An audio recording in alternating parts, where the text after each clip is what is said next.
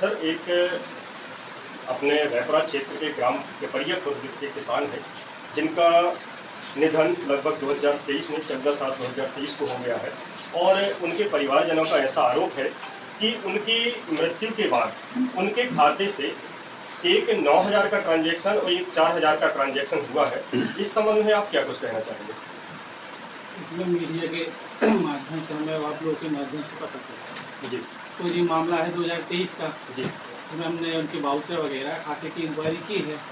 तो ये पैसा उनके लड़के के द्वारा आहरण किया गया, क्योंकि अक्सर उनकी तबीयत खराब रहती थी।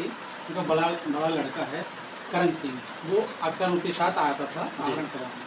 तो कई बार उन्होंने बोला भी कि कभी कभी अगर मेरी तबीयत ठीक नहीं हो पाती है तो मैं अपने दस्तखत करके इनको भेज दूंगा। तो आप जो वहाँ उस समय बैंक के कर्मचारी थे तो उनको उन्होंने बताया, ठीक है। अब इसी उसमें जो आए तो अपना पैसा निकाल के, क्योंकि करण के भी दस्तखत हैं उसमें जी।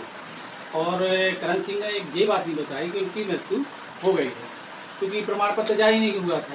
अब प्रमाण पत्र 2024 में जारी हुआ, इसके बाद से उसमें कोई आहरण नहीं किया गया।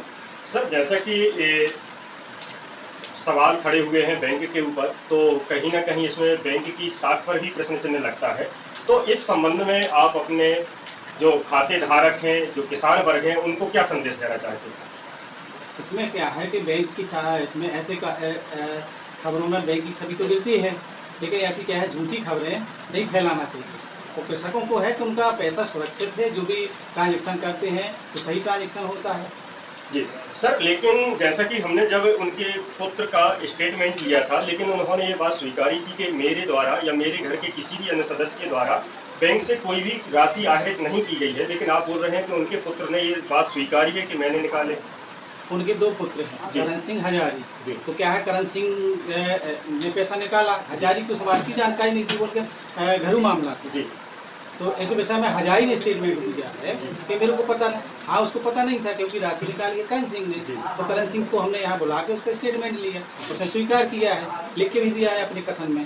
तो आज जाके वो अपने घर में बताएगा, माता जी को बताएगा और उसको बताएगा, छोटे भैया को। बहुत बहुत धन्यवाद।